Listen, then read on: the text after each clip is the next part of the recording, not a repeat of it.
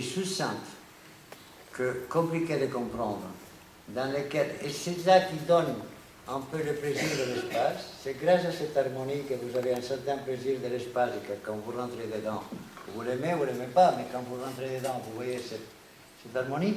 Et à partir de là, à partir d'un système de préfabrication et un système de mixte, on a fait cet ensemble. Cet ensemble de caractère classique, mais c'est un détournement du classicisme.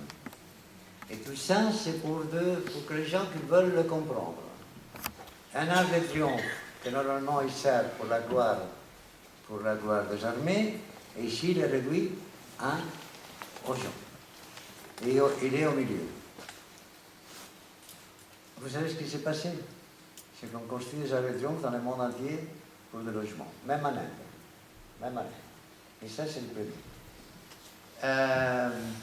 Cette place transformée dans un théâtre, parce qu'il y avait toute l'idée de la théâtralisation de la place, parce que la place, sinon, il n'avait pas de sens. Et ça, c'est la place théâtralisée, c'est un espace théâtralisé. Et puis, ces trois éléments qui venaient à construire un espace en lui-même, un espace monumental et un espace pour tout le monde. Et c'est ça qu'on a voulu faire en faisant des typologies différentes. Une typologie de l'AU, c'est une typologie avec des rues basses et des rues élevées, avec des X, des O, et avec une construction effectivement très compliquée, avec des logements duplex, des logements triplex, avec un mélange de logements, avec tout ce système de différents types de typologies mélangées. Un système plus conventionnel qui c'est le système de l'arc, et à le reste, cette petite arc de triomphe au milieu, et cette théâtralisation de l'espace. Ça, à ce moment-là, il a plu énormément des gens. Il y a des autres gens qui n'ont pas aimé, la preuve, c'est qu'il y a des gens qui ont voulu le détruire. Mais voilà, si vous voyez, ça c'est la partie de la colonne, disons, dans laquelle les logements sont plus conventionnels parce que vous avez une cage d'escalier et vous avez 2 ou 3 appartements. Les appartements sont en double orientation, sont traversants. À l'époque, c'était difficile de faire parce que les gens ne voulaient pas, parce qu'il faut se rendre compte qu'on était à l'époque des HLM, dans laquelle on a construit les pires HLM du monde. Précisément, ils sont partis à cause de Le Corbusier, ils sont partis de la France, depuis de la France, avec Coignet, ils sont partis dans le monde entier. C'est les bars et les tours. Ces bars et les tours, c'est ça qu'on voulait détruire. On était contre Le Corbusier, on est contre Le Corbusier, parce que déjà Le Corbusier, il détestait la ville. Il détestait la ville et il détestait la ville, il détestait, bon, il avait l'idée qu'on pouvait tout mettre dans une ville. Et voilà, ça c'est des exemples de coupes, différents exemples avec des traitements de cette bonne nature, de cette coupe qui va en arrière et qui va en avant. Et que ça vient un peu, vous avez des précédents un peu à Walden, mais Walden il est construit avec un système très artisanal, ici c'est construit avec un système industriel. Et à l'époque on pensait que ce système industriel, il pouvait être un peu celui qu'il allait gérer, qu'il allait faire la nouvelle ville. Et on s'est rendu compte que c'était trop compliqué et qu'il fallait gagner. Mais le jeu de base, de corps, de frise, l'idée d'inversion du langage, je ne vais pas rentrer, mais l'inversion du langage par rapport au classicisme, il faut d'abord connaître l'architecture classique à fond, après il faut savoir la détourner, il faut savoir l'utiliser et la détourner, et c'est grâce à ça que vous avez un palais qui est différent, qui est nouveau, c'est un palais de logement, c'est un palais qu'on n'a pas pu faire dans des autres époques. Et bon, voilà des exemples, vous voyez des croquis de travail, des croquis de maquettes, des croquis de différents. Et tout ça, il a fallu le virtualiser, il fallait le construire. On a fait un grand effort et on était très contents. On a travaillé énormément, on était très contents. content du travail qu'on était en train de faire. Voilà des exemples, il fallait que je rentre. Il y a des hommages cachés à tous les grands architectes. Il y a des hommages cachés à Ledoux. Un jour, si vous voulez, on rentrera, on ira les voir. Il y a même des hommages à Gaudi, dans la frise, par exemple, de la corniche de théâtre. Il y a vous voyez en coupe, vous voyez la O, vous voyez la X, vous voyez la différentes compositions. Et c'est vraiment parce que le constructeur, le promoteur, même tout le monde s'est mis à travailler. Même Bouygues à l'époque, Francis Bouygues à l'époque. Il me rappelle le jour qu'il est venu et qu'il a fait une fête. On a fait une fête pour les compagnons. Et il les a dit, ici, vous allez travailler sans gagner beaucoup d'argent. Ici, on va rester net, sans gagner de l'argent. On va construire le mieux qu'on sait, le mieux qu'on peut. Ça va être un exemple. Francis Bouygues. Des références, des différents types de références sur lesquelles on a travaillé, sur l'historicisme, parce que c'était interdit à l'époque de travailler sur l'histoire. La modernité, il était de telle manière comme si le monde il aurait commencé dans les années 30. Et ça, c'est une idée qui vient de l'Allemagne. Les Allemands, ils ont ce problème, ils doivent commencer les années 30 parce qu'avant, ils ont eu des problèmes avec l'architecture, avec son histoire, etc. Mais en France, ça n'a pas de sens. En France, en Italie, ça n'a pas de sens. Donc, l'histoire, il ne commence pas dans les années 30 du siècle passé. L'histoire, il commence il y a 4000 ans. Et les vocabulaires sont vocabulaires qui sont reprenables depuis toujours. Ça, c'est le dessin de l'arche. L'arche, il a été fait avec des pièces qui sont restées et des pièces qu'on n'a pas données, le reste des pièces. Avec ça, on a construit cette arche au milieu, en renversant sa signification. Et c'est pour ça, voilà des autres exemples, par exemple des études de l'arche.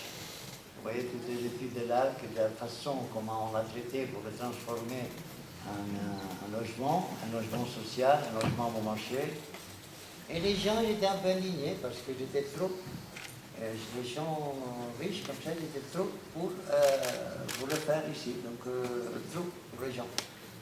C'est pour ça, voilà des études, je vous ai porté quelques-uns des études de travail sur la frise, par exemple, sur la rencontre de la colonne, comment on pouvait la transformer, comment on pouvait après de tout ça faire une pièce préfabriquée, la construire une usine, la mener, la mettre. C'est quand même un travail énorme.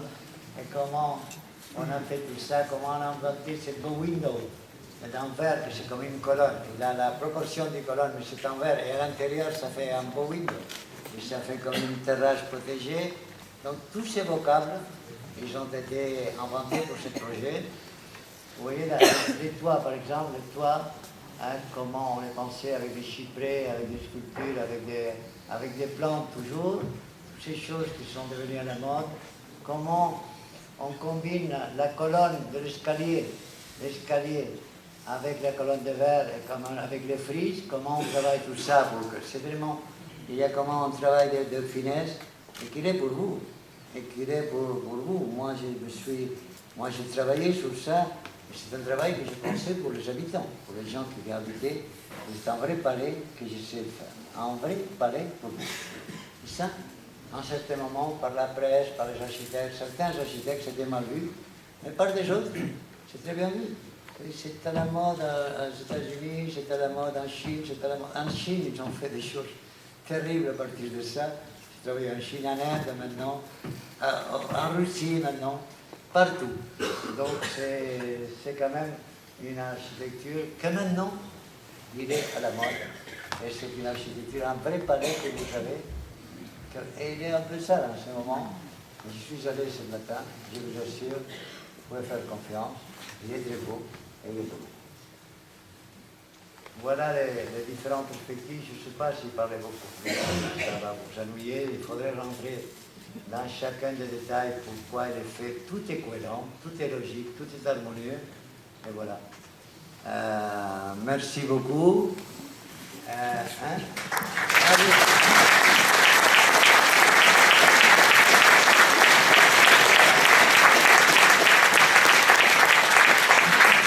quelques photos, d'abord. Je pas dit quelques photos.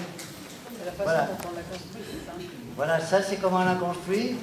Alors je vais vous expliquer l'histoire. Moi j'étais en Algérie, je suis allé en Algérie et j'ai fondé là-bas le ministère du Logement avec l'armée algérienne. Et j'ai fait des projets sur une série de villes algériennes. Et en un certain moment, les Algériens, le gouvernement algérien, il a acheté la préfabrication polonaise pour construire en Algérie avec les préfabrications polonaises. La préfabrication polonaise, c'était une vente de la France de seconde main. Les Polonais, ils ont revendu ça en Algérie très bon marché. On ne pouvait rien faire. Et on a commencé à faire des cachapoules en Algérie sur les projets que j'ai dit au revoir. Après avoir fait le village socialiste Ouali-Boumedienne avec l'armée algérienne. Et je suis venu en France et je me suis intéressé pour la préfabrication, puisque c'était le centre, comment faire pour finir avec les bas et les tours, tout simples, qui ont apporté tellement de problèmes maintenant, dernièrement. Donc, comment j'ai dû rentrer dans les usines, j'ai dû travailler directement avec les ouvriers, avec les compagnons. Je me suis bien travaillé, pas avec les gérants, mais avec vraiment les ouvriers. Comment on pouvait faire pour changer la préfabrication? Et c'est ça qu'on a fait. Comment, ici on voit comment on fait les pièces, comment on les bâtit, comment on les construit, comment les palacios ils travaillent du point de vue constructif d'une façon différente pendant la construction et quand elle est finie. Comment il y a un rapport entre la construction sur place et le système de préfabrication. Enfin, du point de vue construction, c'est unique au monde et ne va jamais se répéter. Parce que la préfabrication, c'est fini. Il est passé maintenant en Russie, en Chine. Et c'est là aussi qu'on a fait tout avec eux. Aussi, on a refait les systèmes de préfabrication. Donc, c'est fini. Et ici, on voit quand même comment on les construit. Je crois vraiment que c'est un monument et qu'on ne peut pas le détruire. Et qu'on ne doit pas le détruire. Et ça serait une erreur complète de le détruire. Et c'est pour ça que voilà, je vous montre un peu comment on a construit ça. Je vais féliciter les constructeurs, je vais féliciter les promoteurs, parce qu'ils ont été très bien. On a fait un travail ensemble, pour une fois. On a fait un travail ensemble, et je crois qu'on a fait un très bon travail. On a laissé tomber ça pendant des années, il se sont passées les choses qui sont passées, et maintenant, je me suis compromis à rester avec vous et à faire le maximum. Et merci beaucoup. Vous regardez un peu.